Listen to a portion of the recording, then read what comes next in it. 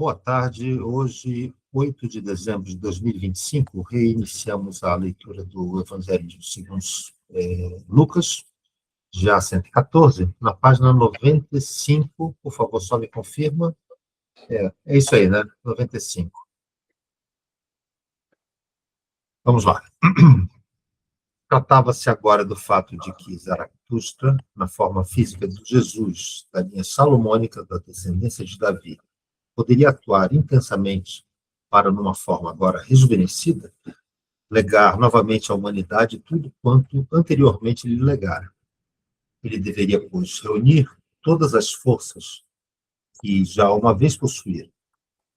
Por esse motivo, não podia incorporar-se no descendente da linha de sacerdotes da casa de Davi, mas somente descendente da linha soberana. Dessa forma está expresso no Evangelho de Mateus o parentesco do nome real na antiga Pérsia, com a ascendência da criança na qual Zaratustra se reencarnou.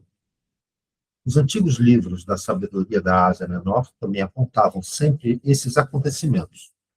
Aquele que verdadeiramente compreende esses sábios livros, entende-os de uma forma diferente daqueles que desconhecem os fatos, confundindo tudo. Assim, temos, por exemplo, duas profecias do Antigo Testamento, uma nos apócrifos de Enoque, que indicam mais o Messias natânico, descendente da linha sacerdotal, e uma outra contida dos Salmos, apontada para o Messias da linha real. Cada detalhe indicado nas Escrituras coincide com os fatos que podemos obter na Crônica do Acacia. Porém, Zaratustra deveria reunir quanto nele existira anteriormente como forças. A cultura egípcia e a cultura hebraica, a Hermes e a Moisés, ele havia doado tudo que havia em seu corpo astral e em seu corpo etéreo. A esse conteúdo deveria reunir-se novamente. Deveria, da mesma forma, buscar dos egípcios as forças de seu corpo etéreo. É um mistério profundo que aqui se abre diante de nossos olhos. Jesus da linha salomônica na casa de Davi, o Zaratustra encarnado, precisava ser guiado para o Egito, e assim ocorre, pois lá se encontram as forças que fluíram do seu corpo astral e do seu corpo etérico. Eles as haver entregue primeiramente a Hermes e em seguida a Moisés. Por ter ele atuado na cultura egípcia, deveria agora dirigir-se para lá, como que para recolher as forças que lá anteriormente havia encaminhado. Daí, a fuga para o Egito, e tudo aquilo que sucedeu espiritualmente. A absorção de todas aquelas forças das quais ele agora necessitava, a fim de dar novamente à humanidade, em forma rejuvenescida e cheia de vigor, aquilo que lhe legara em épocas anteriores.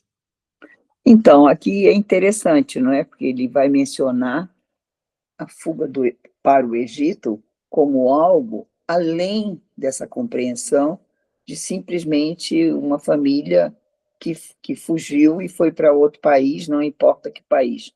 Aqui tem uma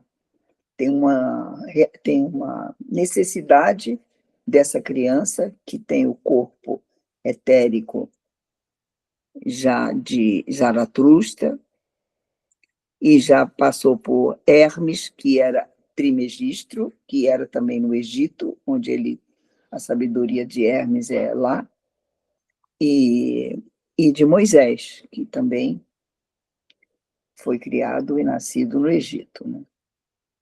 E então ele precisava voltar ao Egito para vivenciar a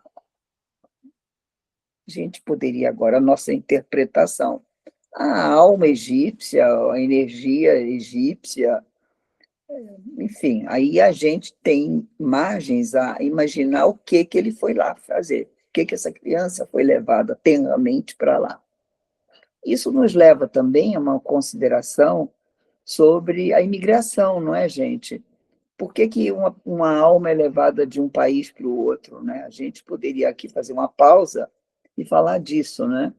A sua alma anseia por uma outra energia, um outro clima Então, isso também é uma forma da antroposofia apresentar esse problema dessa imigração de um país para o outro, né?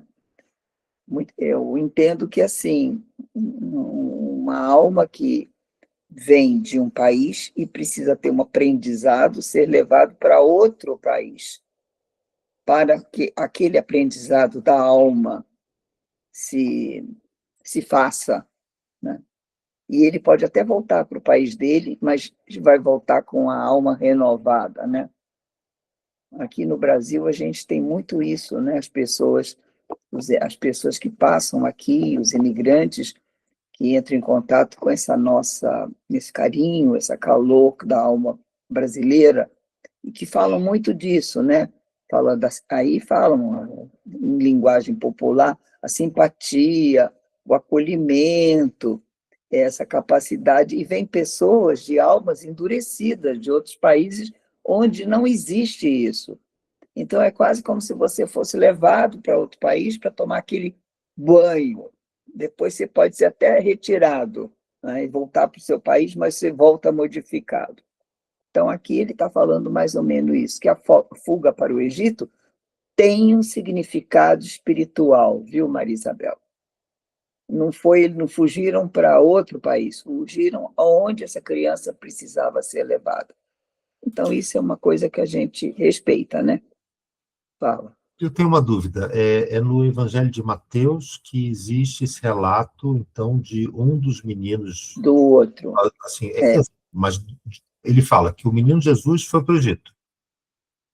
Não, o Mateus vai falar que os reis magos, no de Lucas não tem reis magos, não tem essa cena. Isso de Lucas Tem a isso. cena de nasceu e os pastores vieram e os anjos, que Isso. aí a gente É o sabe, natânico. é o Buda, né? Isso, tá. Agora, no outro, no Mateus, vai ter, nasceu o menino e aí vieram os reis magos, mas não era o presépio.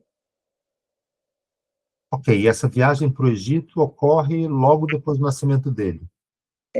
Ah, Ele vai falar um pouco mais hoje, essas dúvidas, tem mais coisa aqui. eu não me lembrava. Então, é a senhora que eu falo que eu não conheço tanto a Bíblia. É, Isso, que então no relato de Mateus existe essa viagem da família de Jesus para o Egito. porque, Depois eu te dou uma aula de catecismo, tá, meu filho, para explicar como é Obrigado. que foi o Tá. negócio. Outra coisa curiosa é ele fazer essa ligação entre o Velho Testamento e o Novo Testamento, fazendo quase que uma tradução simbólica de uma série de relatos aqui do Velho Testamento que parecem ser um pouco. Eles têm uma linha, né? Eles têm uma linha cronológica, mas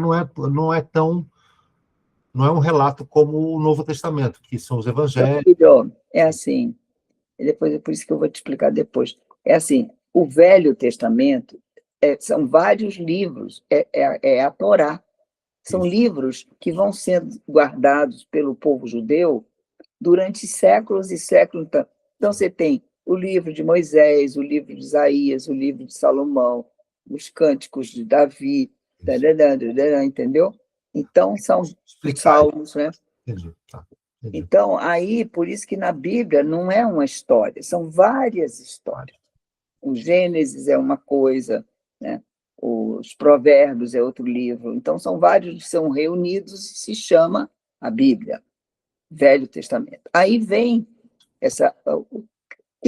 Quem os primeiros católicos, os primeiros cristãos eram judeus. E o cristianismo foi uma coisa que aconteceu dentro do judaísmo. A Santa Ceia é uma cerimônia de Pêssar, né? Aquilo tudo lá que Jesus falou, ele era judeu, ele falou as palavras das orações. Quando você vai ler as orações judaicas, é a bênção do vinho, a bênção do pão, foi isso que ele fez. Só que ele fez já de um outro jeito, porque a mensagem dele era. Então, quando você lê a Bíblia antiga, o livro de Moisés, então a lei de Moisés, é olho por olho, dente por dente. E Jesus veio para tirar essa lei. aí a gente diz, Jesus veio, oferece a outra face, que é o que ele faz. Quando o soldado bate nele, né, ele oferece a outra face. Não é que ele faz assim, não, ele não reage, né? Olho por olho, dente por dente, né? Então, quer dizer, a mensagem do Jesus era essa, dentro da religião. Ele não queria fundar uma nova religião, ele queria transformar o judaísmo. Jesus veio para trazer uma mensagem para os judeus, para o judaísmo, e eles não o aceitaram. Está lá, né? Ele veio para isso e ele não foi aceito. Então, esse grupo de judeus que teve que ficar escondido, porque ele começou a ser perseguido, os seguidores de Cristo começaram a ser perseguidos. Então, e aí os romanos que estavam lá também foram se convertendo, porque nessa época aquela região era romana. Então, Paulo é romano, por exemplo, né? São Paulo, né? Que escreve também as cartas que estão lá no Evangelho. Então, aquilo tomou um outro caminho, aquilo se separou dos judeus, e os judeus continuaram lá, né? E não aceitam, e estão esperando o Messias até hoje, né? Ok, essa parte É por isso que tem essa diferença de leitura, entendeu? Vamos seguindo. Vamos. Vemos assim que o Jesus de Belém, cujos pais eram anteriormente residentes nesse local, é descrito da maneira correta por Mateus. Somente Lucas relata que os pais do seu Jesus moravam em Nazaré e se dirigiram a Belém para o recenseamento, e que nesse curto espaço de tempo, Jesus lá nasceu, e em seguida seus pais, com ele, regressaram a Nazaré. No Evangelho de Mateus é dito apenas que Jesus nasceu em Belém e que precisa ser levado ao Egito. Somente ao regressarem do Egito, seus pais passam a residir em Nazaré, a fim de que Jesus, o Zaratustra reencarnado, possa encontrar-se próximo daquele que representa outra corrente, o budismo. Assim, concretamente, são reunidas as duas cosmovisões. Em certos trechos dos evangelhos nos demonstram, em toda a sua profundidade, o porquê dos acontecimentos. Aquilo que no ser humano mais se relaciona com o querer e a energia, com o elemento da soberania, se quisermos usar essa expressão tecnicamente, era a herança física do elemento paterno. Disto já sabiam aqueles que conheciam os segredos da existência. Aquilo, porém, que se relaciona com um elemento íntimo, com sabedoria e flexibilidade do espírito, é transmitido pelo elemento materno. Goethe, que mergulhou tão profundamente nos segredos da existência, sugere-nos essa relação nas seguintes palavras: de meu pai tenho a estatura e uma séria conduta na vida. De minha mãe, a natureza alegre e a vontade de fantasiar. Esta é uma verdade frequentemente comprovada. A estatura, a aparência exterior, aquilo que encontra sua expressão imediata no aspecto externo, e uma séria conduta na vida relacionada com o caráter do eu. A pessoa herda do elemento paterno.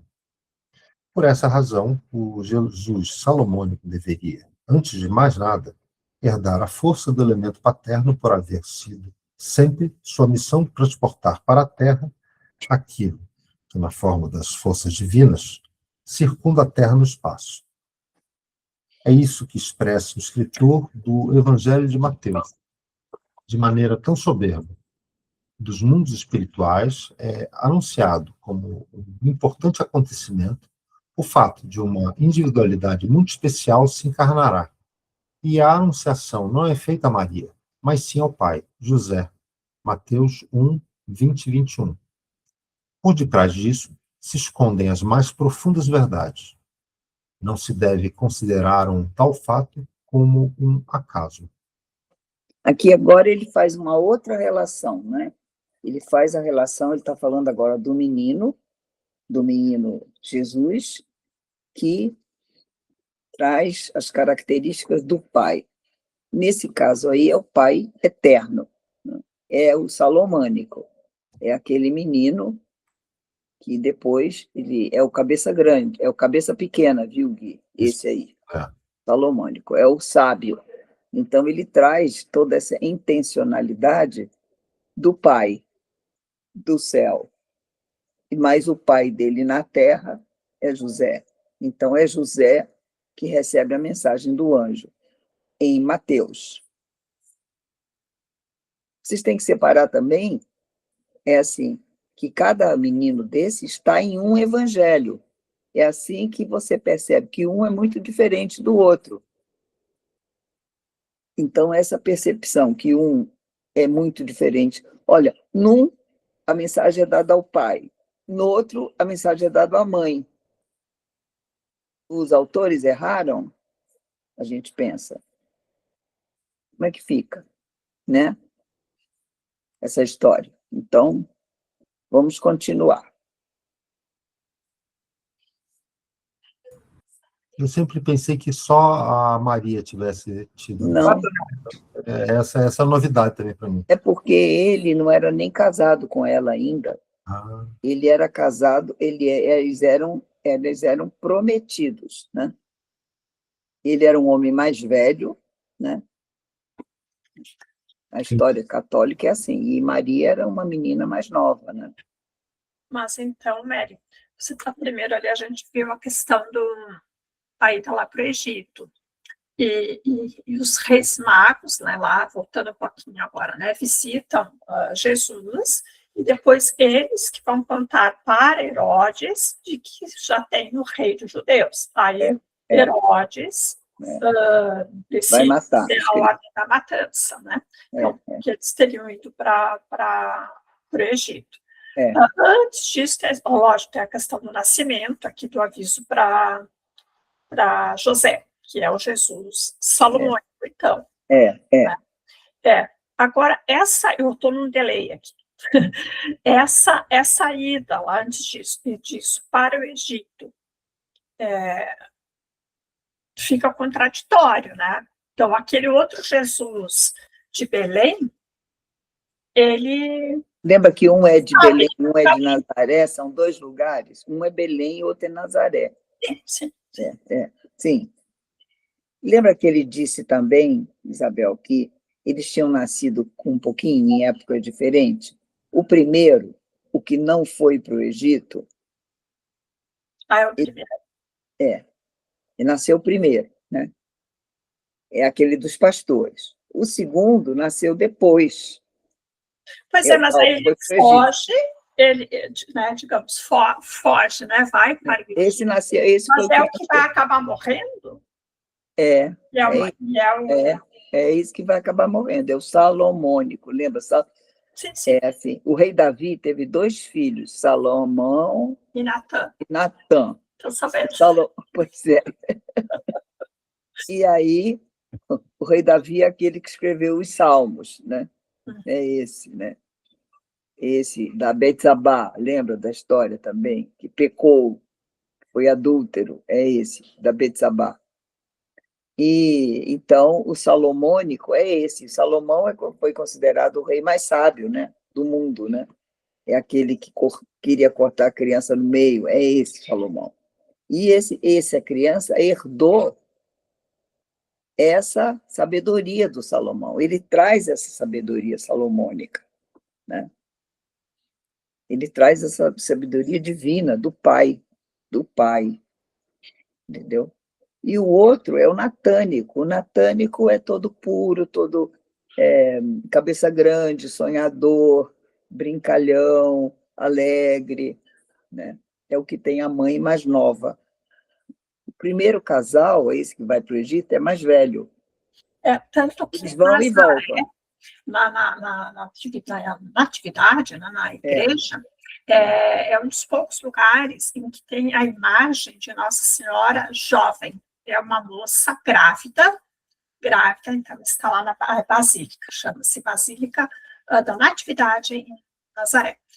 É muito linda, por sinal, e é uma moça bem jovem lá em Nazaré. Interessante, né? Nunca. Então, olha só, está vendo? A sua pesquisa já deu frutos, viu?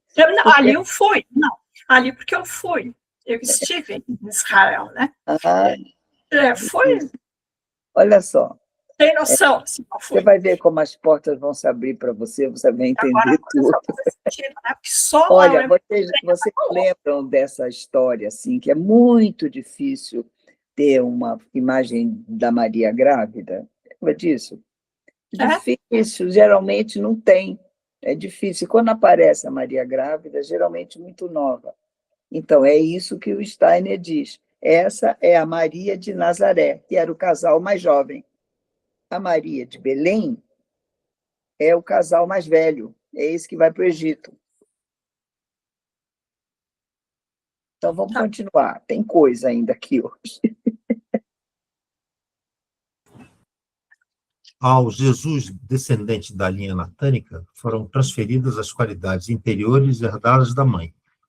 Por essa razão, o Jesus do Evangelho de Lucas precisava ser anunciado à mãe. E assim vemos ocorrer nesse documento, Lucas 1, 26, 38.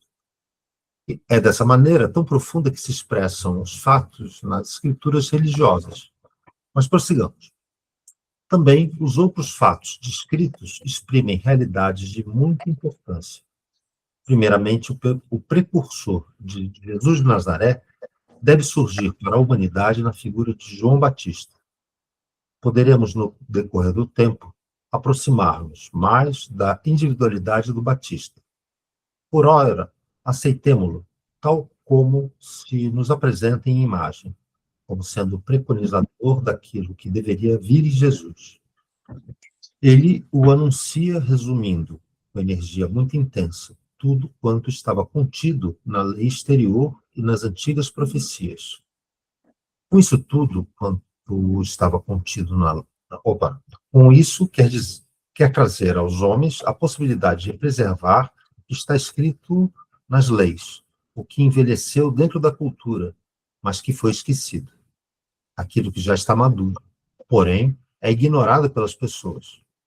Deve ele, acima de tudo, trazer em si todas as forças possuídas por uma alma que vem ao mundo amadurecida ao máximo. Ele nasce de um casal idoso, de maneira que seu corpo astral, desde o início, é puro em relação a todas aquelas forças que rebaixam as pessoas, porque paixão e concupiscência não atuam nesse casal, de idade avançada. Esta é mais uma verdade profunda que o Evangelho de Lucas nos deixa entrever. Lucas 1, 18. Por tal individualidade, zela também o grande centro de mistérios principal da humanidade. Dali, onde o grande Manu dirige e orienta os acontecimentos espirituais, são enviadas as forças para onde são necessárias. Um tal eu, como este de João Batista, nasce num corpo, sob a orientação e direção imediata do grande centro de mistérios da humanidade, o ponto central da vida espiritual terrena. O eu de João Batista era oriundo do mesmo centro de mistérios, do qual proveio a alma do menino Jesus do Evangelho de Lucas. Só que apenas a Jesus foram legadas aquelas capacidades que ainda não haviam sido permeadas pelo eu tornado egoísta. Isso significa que uma alma jovem é dirigida para onde o Adão renascido deve encarnar-se.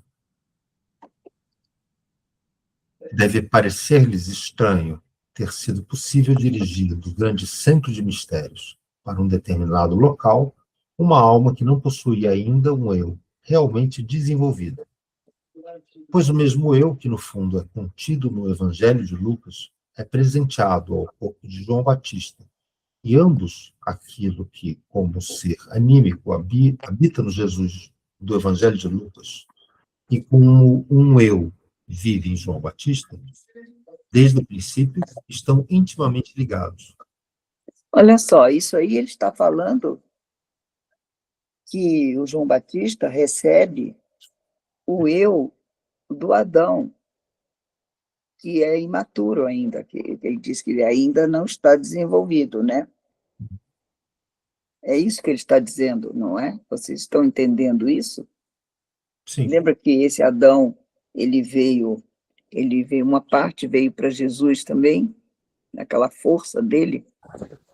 E, Não, oi, desculpa, né? olha, Então, eu estou fazendo confusão, porque o eu do Adão vai para Jesus, não é? Não para não, João. Ou ele mas vai para os tem uma parte dois? que está dizendo que divide, né?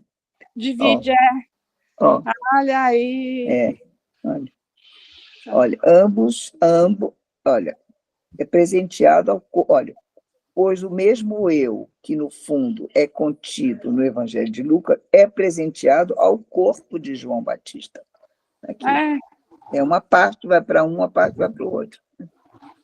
Eles são primos, né? Eles são primos, Tá.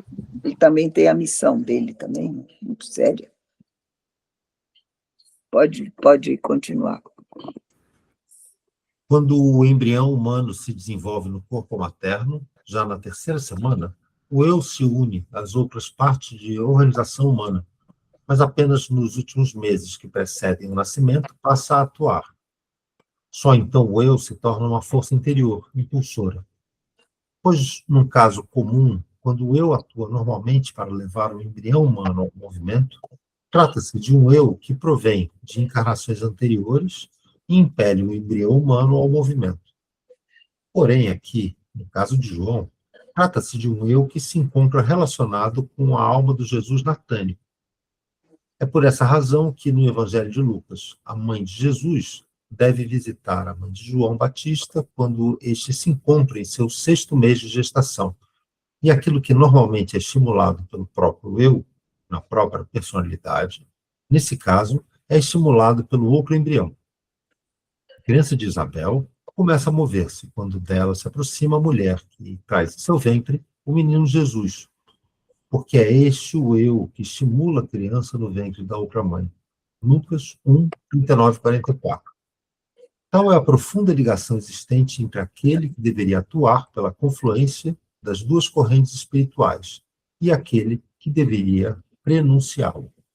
Olha, outra cena da Bíblia, que é a visitação das santas mulheres, né? Quando Maria mora perto de Isabel e vai visitá-la, e ambas estão grávidas, né?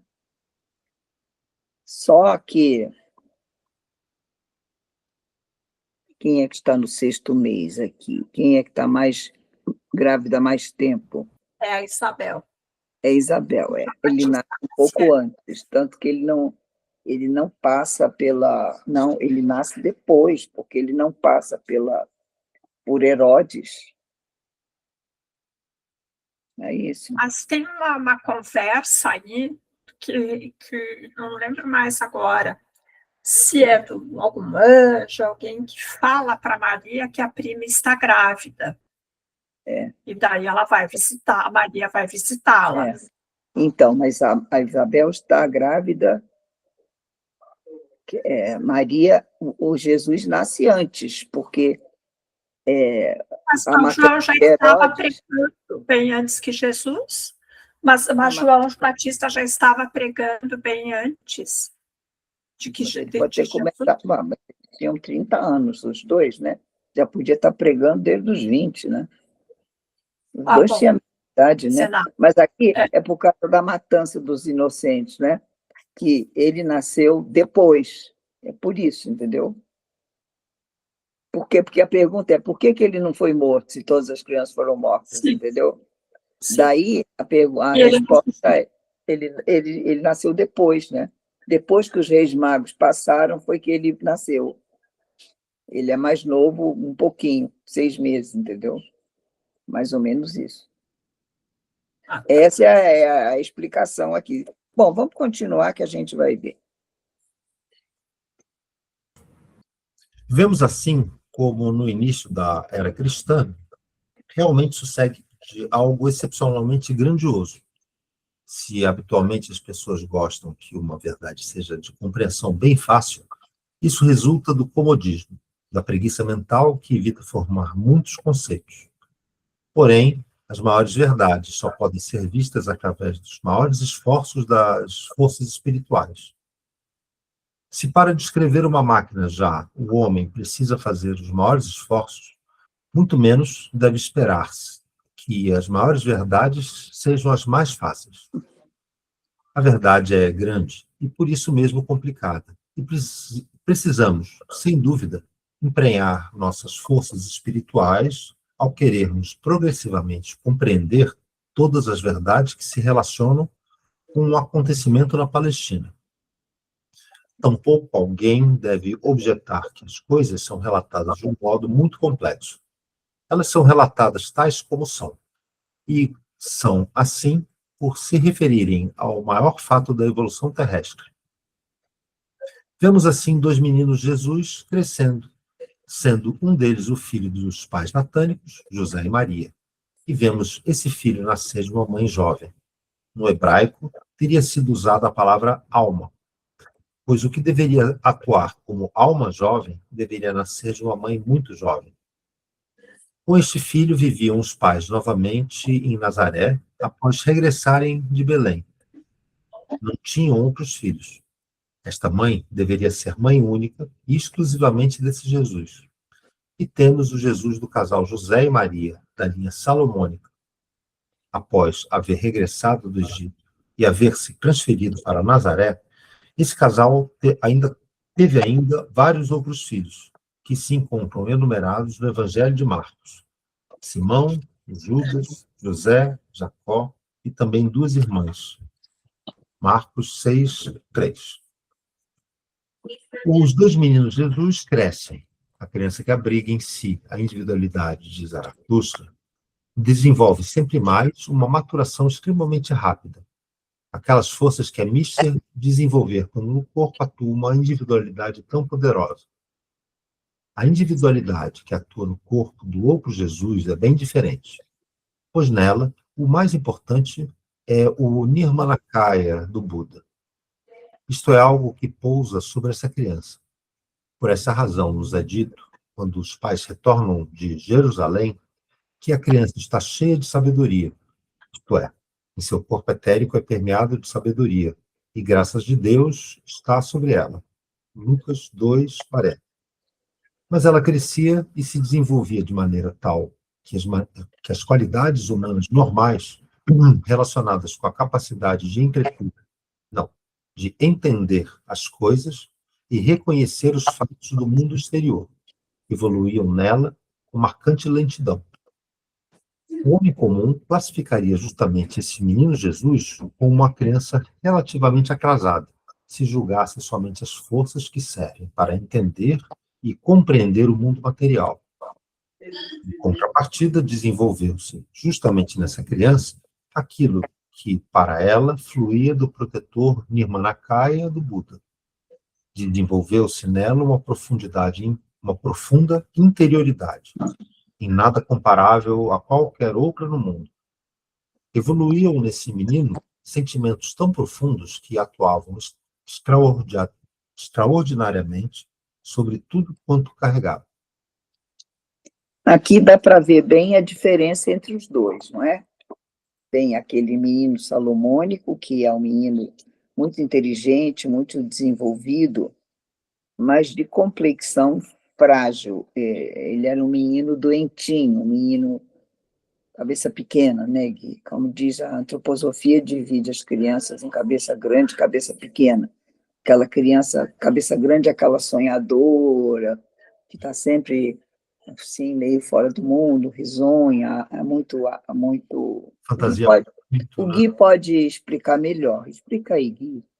Não, e assim, aí tem o de cabeça pequena que é mais neurosensorial, é aquele que é mais ligado aos estímulos externos, e ele é mais ligado a essa questão mais do desenvolvimento precoce do pensar, né? E ainda que o corpo tenha menos vitalidade. Já o de cabeça grande, ele tem muita vitalidade, ele é uma criança que digere muito os conteúdos Ele é mais artista. mais artista, né? Você não cobra as conclusões, né? Ele é muito mais ligado aos processos, né? E aí essa é uma diferenciação importante dentro de assim, de uma anamnese, por exemplo, né, para fazer para uma criança que vai entrar para uma escola, uma análise de um professor, né, levar em consideração esse tipo de fator, né?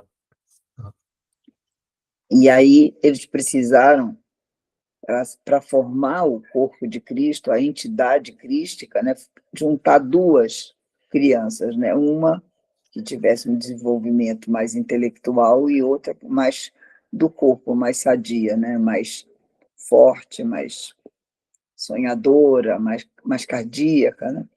Então precisou ser, por isso tem essa união dos dois, né? Por isso é um ser especial, né? Muito bem. Alguma pergunta? Alguma consideração? Continuemos. E seguindo esse ritmo, vamos acabar essa conferência ainda hoje, tá bom? Será, Gui? Vamos. Opa. Falta pouco, vamos lá. Vemos, portanto, crescendo no Jesus natânico um ser com profundos sentimentos e no Jesus salomônico uma individualidade de excepcional maturidade e penetrante compreensão do universo. Fora dito, então, que a mãe do Jesus natânico, daquela criança de sentimentos profundos, algo de muito importante. Fora dito, então, do Jesus, assim, a mãe, né? Então, foi dito a mãe do Jesus natânico. Já quanto Simeão deparou com o recém-nascido, vendo iluminado por aquele que outrora, na Índia, não viera a conhecer como Buda, vaticinou aquilo que de grande, de soberbo, iria acontecer. Porém, proferiu também as significativas palavras sobre a espada que transpassará o coração da mãe. Lucas 2:35. Também esta profecia se relaciona com alguma coisa que ainda hoje passaremos a compreender. Em imediata vizinhança e sob um relacionamento amistoso entre os pais, assim cresceram os dois meninos até aproximadamente o seu 12º ano de vida. Ao se aproximar do 12º ano do Jesus natânico, como nos é relatado, seus pais se dirigiram para Jerusalém para, de acordo com a tradição, participar das festividades da Páscoa. E levaram consigo a criança, como era de hábito quando os filhos estavam crescidos. Encontra-se, no entanto, no Evangelho de Lucas, um relato muito estranho a respeito de Jesus aos 12 anos no templo. Está escrito que, ao retornarem os pais da festa, subitamente deram por falta do menino, e não o encontrando em parte alguma entre os parentes e conhecidos, voltaram para Jerusalém e encontraram-no no templo, entre os grandes doutores, a todos admirando ele por sua sabedoria. Lucas 2, 41, 50. O que acontecera? Consultemos a eterna crônica do Akasha. Os fatos do mundo não são tão simples. O que aconteceu aqui ocorre de uma outra maneira também a alguns. Pode acontecer que uma certa individualidade, em determinado estágio de sua evolução, necessite de condições diversas daqueles que lhe foram dadas desde o princípio. Por esse motivo acontece, repetidamente, que uma pessoa até certo momento de sua vida cresce e evolui, e, inesperadamente, desmaia e parece morta. Aqui ocorre uma transformação. O seu próprio eu a deixa e um outro eu toma a morada de seu corpo. Tal transferência do eu ocorre também em outras situações, sendo isso um fenômeno bem conhecido por todo ocultista. Nesse caso, ao Jesus de 12 anos, sucedeu o seguinte: aquela individualidade que até o momento, como individualidade de Zaratustra, ocupara o corpo físico do Jesus na linha soberana da descendência de Davi, para poder adaptar-se ao desenvolvimento de sua época, e rompeu do corpo de Jesus salomônico e transferiu-se para o Jesus natânico, que, em consequência, pareceu completamente mudado. Os pais não o conheciam assim, não entendiam as suas palavras sábias. é que agora se manifestava pelo Jesus natânico o eu de Zaratustra, que para ele se havia transferido. Foi nessa ocasião que o Nirmanakaya do Buda se uniu ao envoltório astral, e foi também o ponto em que o eu de Zaratustra se uniu ao Jesus natânico. Agora o eu de Zaratustra vivia no Jesus natânico, e foi esta criança, tão modificada que os próprios pais não a conseguiram entender, e que eles levaram consigo para casa. Aqui está descrito bem a cena, e está escrita a cena no plano físico e também no plano astral, não é? Que houve essa troca, né? Nesse momento aí, houve essa troca e essa entrada do Jesus natânico no Jesus, do Jesus salomônico no Jesus natânico. Né? E, consequentemente, rompeu-se o Nirmanakaya de Buda lá dentro e começou a agir também. Parece que ele estava adormecido, né? Alguma pergunta? Vamos continuar. Ele continua a história aqui. Não muito tempo depois, faleceu a mãe desse menino Jesus, do modo que esta criança, na qual agora habitava o eu de Zaratustra, tornou-se órfã de mãe.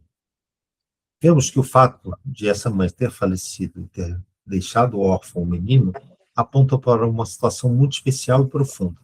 Olha, quem faleceu foi a Maria jovem, a de Nazaré. Essa faleceu. Ela só teve esse filho e faleceu quando ele ainda era pequeno, adolescente, né? Então, agora ele vai explicar o resto. Essas famílias, aparentemente, viviam próximas. Você viu que elas conviviam? Estava aqui na página anterior que tinha uma convivência entre eles. Né? Pronto, pode continuar. Também a outra criança, o Jesus salomônico, podia prosseguir vivendo em condições normais quando o eu de Zaratustra a deixou. O José da linha salomônica já havia falecido há mais tempo, e a mãe do Jesus salomônico, juntamente com os filhos Jacó, José, Judas, Simão e as duas filhas, haviam sido acolhidas na casa do José natânico, de modo que Zaratustra convivia novamente com aquela família na qual se havia encarnado, com exceção apenas do pai. Dessa maneira, as duas famílias se condensaram numa só, e assim vivia a mãe dos irmãos.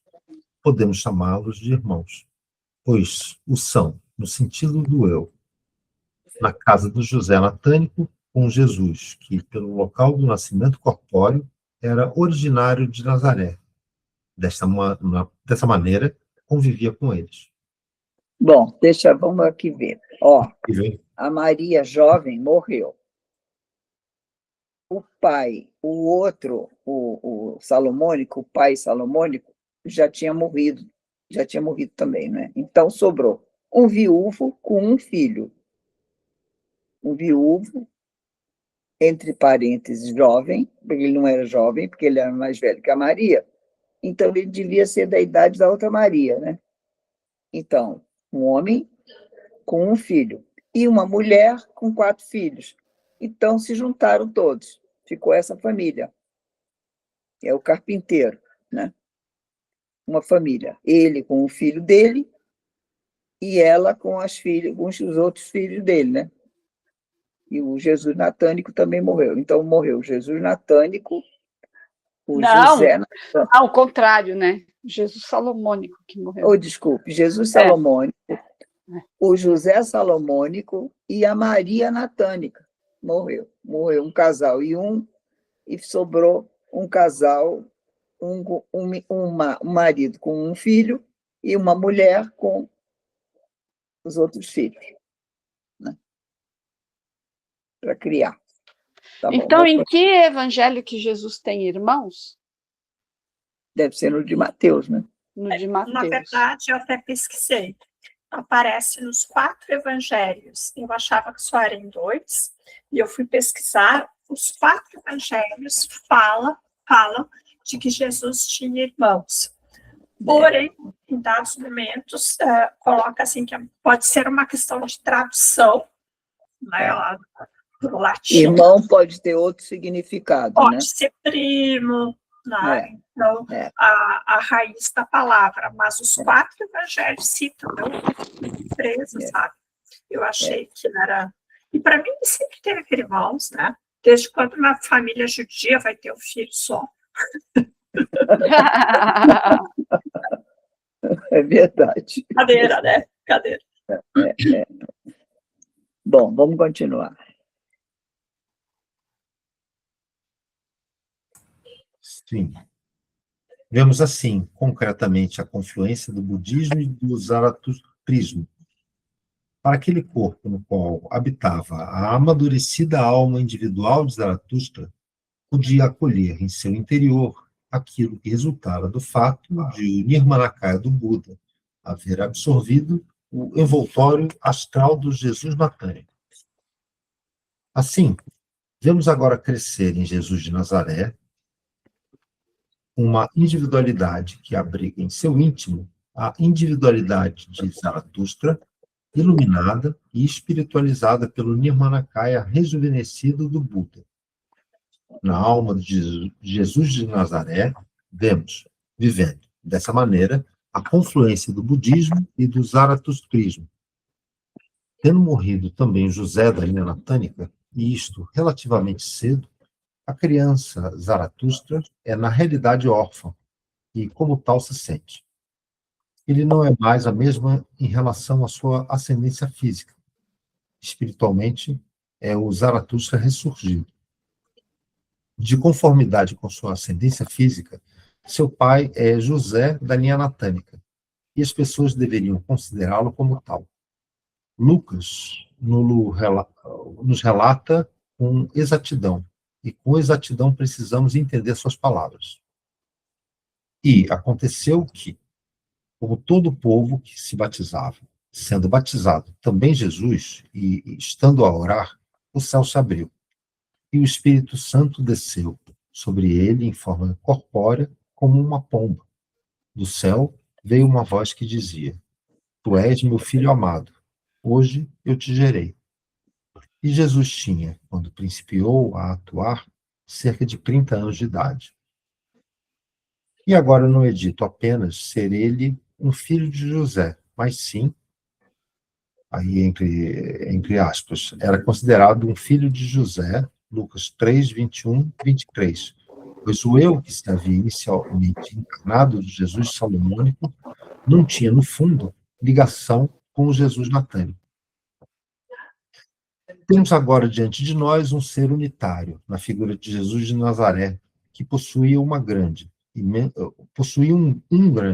imenso interior, no qual se unia tudo quanto se reconhecemos como as bênçãos do budismo e com as bênçãos do zaratustrismo. Aquela interioridade foi posteriormente solicitada para realizações supremas e majestosas. A ela deveria suceder algo ainda de muito diferente daquilo que aconteceu aos batizados por João no Rio Jordão. E veremos que mais tarde essa interioridade de Jesus deveria receber o Cristo no Jordão. Então, também aquilo que imortal existia na primeira mãe do Jesus natânico desceu e transformou aquela mãe que se havia abrigado na casa do José natânico, tornando-se novamente virgem, de modo que a alma daquela mãe perdida por Jesus lhe é dada novamente por ocasião do batismo do Rio Jordão. Esta mãe, que com ele ficou, abriga em si, por conseguinte, a alma de sua mãe original, aquela Maria que na Bíblia é chamada de bendita. Lucas 1, 28.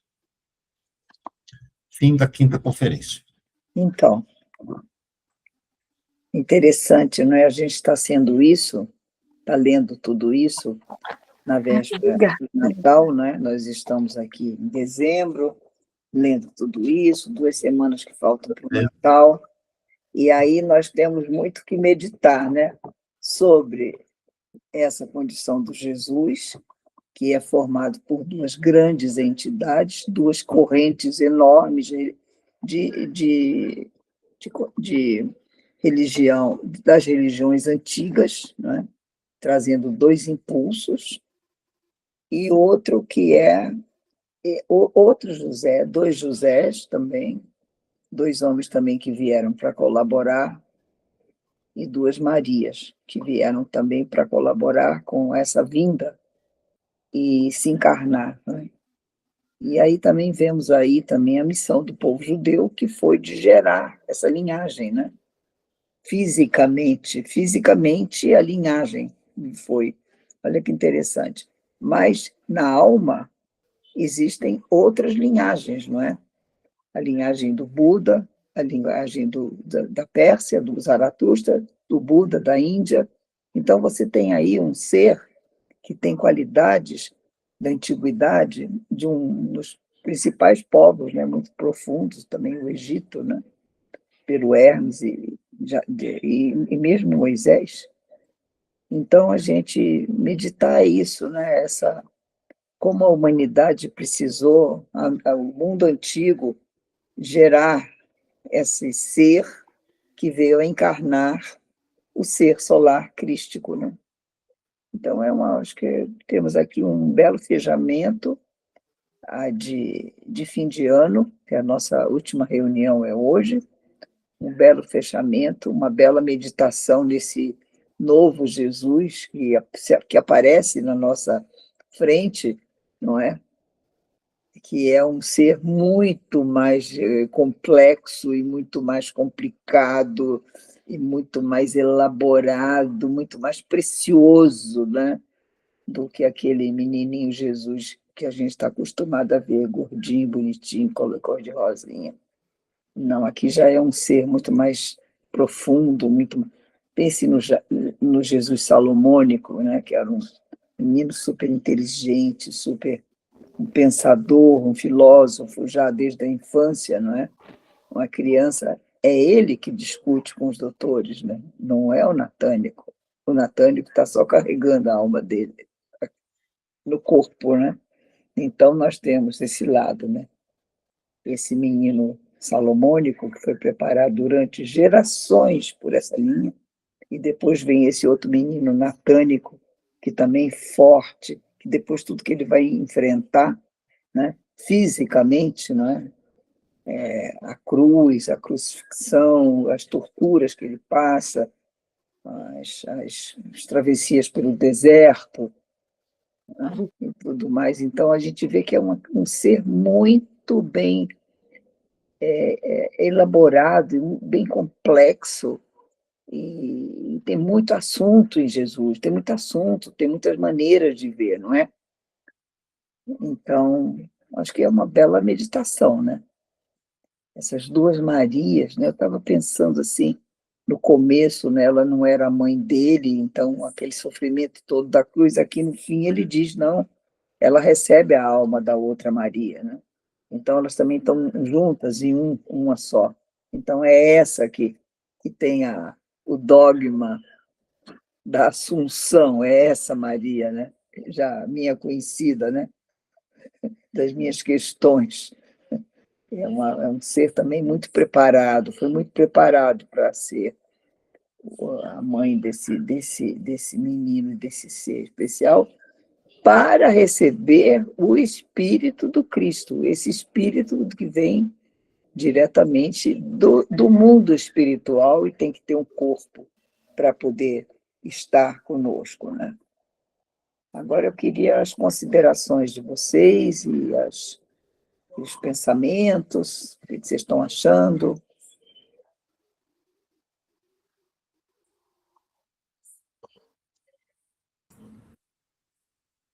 É uma situação bizarra, né? Porque está todo mundo assim, né, parado, sem saber direito. Ainda não caiu a ficha direito. Tá? Explica que conhece Ainda profundo agora. tentando entender. Eu acho que é o que a Mary Sério, falou né? mesmo, tá? E a Bel tinha me escrito. É uma época super propícia para meditar esse assunto, né? Isso, lembro na hora Vivendo, certinha. de repente, ler alguma coisa de Lucas, ler alguma coisa de Mateus, porque é o que o Steiner fala, né? As histórias são diferentes e ninguém se pergunta por quê. Assim, passivamente vai aceitando assim isso, né? Como que um escreve tão diferente do outro? E daí ele foi pesquisar e ele encontrou isso, né? É porque são diferentes mesmo, né? Famílias diferentes que depois vão se unir. Então é uma coisa que dá para ir lendo e lendo e lendo. E é engraçado que parece que fica mais humano, né? Fica mais humano, fica mais assim, né? Aí morreu um, foi morar com a outra. Não fala que casou, mas foi morar junto, né? Mas aí tem essa coisa assim. Nossa, não, a gente fala das famílias agora, imagina, eles foram os precursores de marido com a outra, que um tem um filho, outro tem 3 de junto, e fica aquela... Padrasto, Agora, o babado não era os dois Jesus e um encarar no outro, e sim agora eles que é o grande babado. Entendeu? Isso é Exato, né? Eles foram os precursores dessa família atual. E aí e fica tão mais humano, né? Parece esses irmãos, essa mãe que vai morar na casa do vizinho, né? Porque eles moravam perto, né? Fica mais humano, né? E essa humanidade, dois viúvos, né? Foram morar juntos. Fica mais humana a história, né? Com esses irmãos também, que são todos irmãos.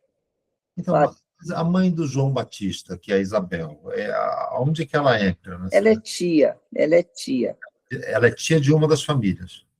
Ela é prima de Maria, né? De Maria. A que morreu. Maria Natânica. Natânica, ela é do lado natânico, né? Da parte jovem, Maria Jovem. Na história, ela perde função. Não, tem a história da Isabel e é outra história, meu filho. Outra. Vamos com uma história de cada vez. Eu só sei que eu tenho que tomar uma decisão, porque eu vou ter 2 Jesuses nesse Natal. Não, Bel, nessa altura, um já morreu e já não tem outro. Ou se depois, não, eu vou ter que escolher agora, né? Vou ter que tanto que tem presépios que não botam. Diferente, né? Na realidade, os Reis Magos não iam para o presépio. Na realidade, antigamente, as pessoas faziam aqueles presépios antigos, os Reis Magos chegavam só no dia de Reis, gente, olha só. No caso nosso, dia 6 de janeiro. Eles não chegam no Natal, não pode botar Reis Magos no presépio. Não pode, só dia de Reis. É o dia que a gente desmonta o presépio, né? É dia que eles estão chegando atrasados, entendeu? Então, tem muito que meditar no nosso Natal. Essa família tão humana, né? Que o vizinho foi morar com o outro, né? Parece história tão brasileira, tão humana, não é? Famílias grandes e se juntaram, família, o viúvo só com um filho, entendeu? E aí a gente vê também esse lugar onde muda um pouco assim a família de onde Jesus cresceu, Jesus de Nazaré. Então esse é o Jesus de Nazaré, já é a mistura, né? Ele não é de Belém, ele é o Jesus de Nazaré, porque os dois são de lá, né?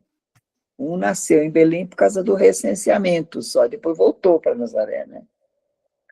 Então, a gente meditar esse Jesus, não é? Meditar na noite de Natal esse Jesus, esse novo Jesus, tão humano, tão cheio de família. Devia estar a gente vai fazer um presépio com a família toda lá, né? Um presépio com... Onde é que aparece a família de Jesus? Não, na Santa Ceia também não aparece, não. Enfim, a gente vai festejar um Natal no coração. Isso que é mais importante, porque a história ficou muito mais humana, né? Com essa... E aí dá até um sentido muito importante para o povo judeu, que num outro livro Stein explica por que esse povo foi escolhido e foi separado e foi já criado de uma outra forma, para que tudo isso acontecesse 4.000 anos depois, 2.000 anos depois, 3.000 anos depois, né? Porque eles têm 5.000. Então, 3.000 anos depois aconteceu tudo isso, né? E, então, eu queria ouvir algumas palavras de vocês sobre como vai ser o Natal de vocês.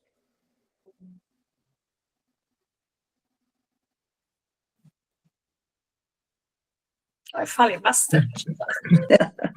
O meu Natal vai ser dentro do avião, Indo ver a família, não é? indo ver a família, porque a passagem, Bel, já estou te contando, é Tá quase bom. R$ 2.000 de diferença, então eu vou viajar 24 à Vai noite. ficar perto do céu, né? Exato, entendeu? Chega Ficar lá perto do céu, lá no meio das 5 da estrelas, manhã. no Nirmanakaya de Buda, lá perto das estrelas. Você vai ficar lá nesse lugar, não é? Eu vou passar Fala. vou com minha mãe e meu irmão para a casa de minhas sobrinhas em Recife. Quer dizer, eu sou da Bahia, né? Vou para Recife, porque minha irmã faleceu aqui, morava em Recife. E aí a gente nunca mais parou assim de ir com mais frequência, porque as duas meninas, elas são muito ocupadas. Mas aí agora no Natal vamos fazer essa reunião da família. Está muito Que bonito. bom. Muito bom para vocês todos. Célia, palavras finais.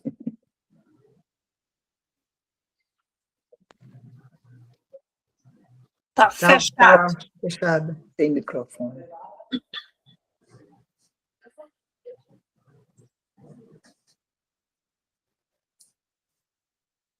Célia. Olha, Isso. agora. Bom, tô com a cabeça assim, muita informação hoje. Estou pensando, mas o meu Natal eu vou passar em casa mesmo e vou juntar minha mãe, meus irmãos aqui. Mas a gente não costuma, não é tradição assim o Natal para a gente, sabe? Sim. Então nós vamos fazer um almoço no dia 25, mas a ceia, os meus filhos vão cada um para casa de... É assim mesmo, a família mais velha é assim mesmo. Coisa. Aqui a gente comemora muito, é mais tradicional o Ano Novo, o japonês, assim, é mais tradicional. Tá muito bom. Então, eu mandei para vocês aí no grupo também um convite para uma meditação aí das Noites Santas. Eu acho que é online, não é? Que eu mandei para vocês, Então, eu recomendo. São 12 noites entre o Natal e o Dia dos Reis. Então, com meditação, com trabalho, é interessante. Então, se eu souber se tiver mais, se entrar no meu aqui e-mail mais alguma coisa que eu acho que vocês não seria bom fazer, essas meditações aí da Noite Santa são muito bonitas. Eu já faço essa meditação há alguns anos. Faz, né? Aí, o último ano, eu pegava e passava para algumas pessoas, e tem umas pessoas que já me pediram para repassar novamente aquela meditação daquele dia. Realmente é muito bom. E tem também o livro da Edna, não é? Da Edna, que também Sim, é baseado no livro da Edna. O livro da Aqui eu passava. muito bom, Então, você pode nos mandar, Ana. Agora, no passado, você me mandou, mas acho que eu não salvei. E eu fiz, acho que agora vai ser outro entendimento. Né? Vai ser outra coisa, Bel, vai ser novo, né? Sem dúvida. Ana, põe aí o livro se você tiver, puser o livro da Edna ali, é bom para indicar para as pessoas. Não, na verdade, eu não tenho o livro, eu recebia do livro dela, alguém que me passava e eu repassava para outras pessoas. A indicação do livro dela é até um livro bom para dar de Natal também, para quem se interessa, né? Um bom presente de Natal para você dar também é isso, né, pessoa? Como é que eu tenho o áudio dela, que eu sempre ouvia os áudios. Eu ouço os áudios. Eu não tenho recebido mais, não. Mas tá disponível. Então, não vi, não. Você põe aí para nós, então, Cristina? Ponho. Bom, tá muito bom. Cristina vai passar o Natal cercada de doçuras. Eu vou. É um período que eu acho que a gente é para estar mais interiorizado, né? Essa época. Então, eu não deixo de ter certas coisas que eu procuro fazer mesmo assim para manter esse. Que é a Noite Santas, o Advento. Tem outro grupo que a Jaia faz um outro tipo de 12 Noites Santas, que eu até repostei lá, tem outra pegada, mas também a essência é sempre essa positiva. Então, e trabalhar. Por isso que eu tenho que manter Trabalhar é o ótimo. equilíbrio. Trabalhar também é muito bom. Muito. Agora, essa época é assim. Tá bom, minhas queridas. Então, até o ano que vem. Qual é o dia de retorno? Dia 2 de fevereiro, não foi que nós marcamos? É a primeira segunda-feira de fevereiro. 2 de 2, então. 2 do 2, Facinho. Estaremos lá firmes, tá bom? Tá. Bom Em seguida o carnaval, para vocês também. Em seguida do carnaval. Ainda vem cheio Não, de em seguida do carnaval, antes, cheio né? de confete, cheio de serpentina. Vem um pouco, vem 2 Antes semanas do antes do carnaval, carnaval. dia Não, 15. Tá muito bom. Tá bom, Então, então você de saudade. Tudo bom para vocês. Mas E a oração? Boas pelo festas. WhatsApp, tudo de bom, vocês podem continuar mandando, que a gente Mas vai. é oraçãozinha. Vou, meu filho. Primeiro eu estou. Oração. Ixi, não. Ih, Célia. Será que eu deixei lá em cima? Eu estava com o livro lá em cima. Ah, não, está aqui.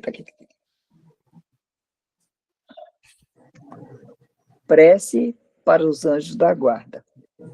Espíritos de suas almas, efetivos guardiões, possam vossas asas levar o amor suplicante de minha alma aos seres humanos nas esferas confiadas aos vossos cuidados, para que, unido à vossa força, possa meu amor irradiar em auxílio das almas que ele amorosamente busca. Rudolf Steiner. Tchau, gente. Tchau, Feliz Natal. Feliz Natal. Feliz Natal. Feliz